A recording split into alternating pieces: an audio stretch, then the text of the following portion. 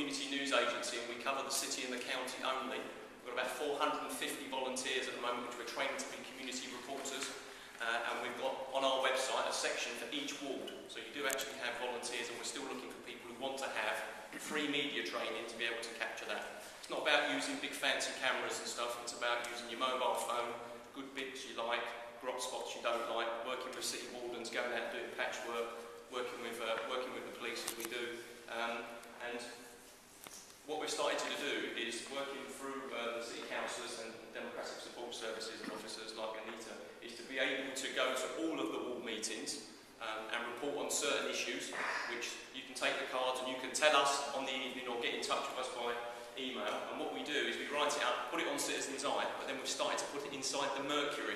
So what you'll find is we've got 5 desks in the Mercury and they fully support our volunteers, is that you'll start to see this logo will appear more and more often inside the Leicester Mercury with certain issues that you raise. Now, what we've done is with my colleague Tina Barton, who's sitting there, and we've got young Holly, who's the assistant editor of something called Wave, is we've started to issue the last Wednesday of the month in the Mercury something called the Wave.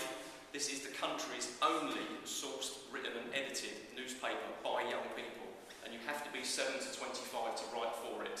Okay, and we've got 375 young people that volunteer across the city and the county for that. So what we decided to do, because we go to a lot of ward meetings where all the issues at the beginning tend to be around young people playing football, antisocial behaviour and things like that, what we thought we'd do is we'd do a report. The Children's Council, which Gina manages, went out and did and interviewed 1,132 young people across the city. Okay? 1,132 young people were spoken to.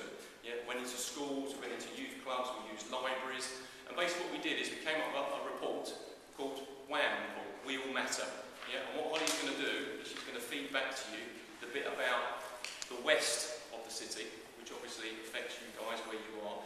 And what we're looking to do is, we haven't got it today because we're still trying to work out what we're going to do, but we're trying to get young people, and we hope Holly will be doing the person that will cover your ward here for your ward meetings, that for 10 minutes at every single ward meeting, a dedicated group of young people who are ward reporters will give you a 10-minute report about young people's issues.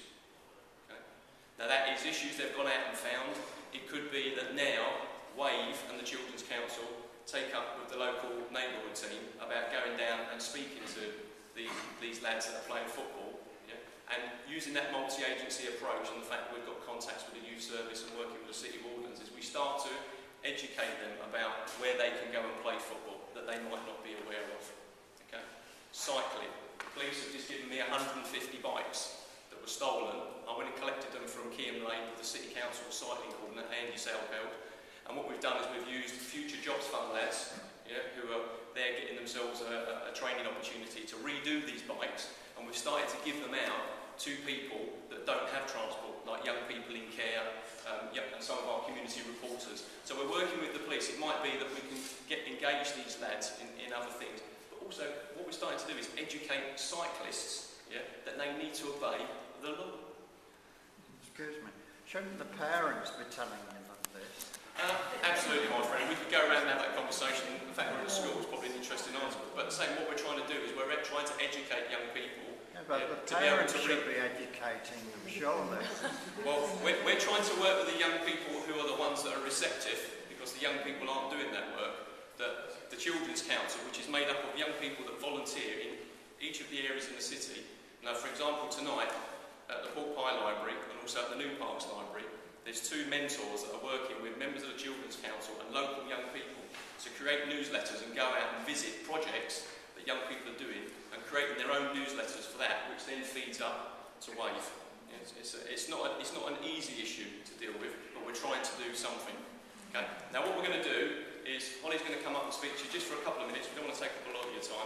But what we're working on is a display unit that at some point, hopefully either the next ward meeting you have or the one after that, it will appear, yeah, and it will be like a news desk, and the young person will sit there and deliver you a news report, yeah, Western Park News, basically. Now, because we haven't got that, yeah, you're going to have to, I'll give you the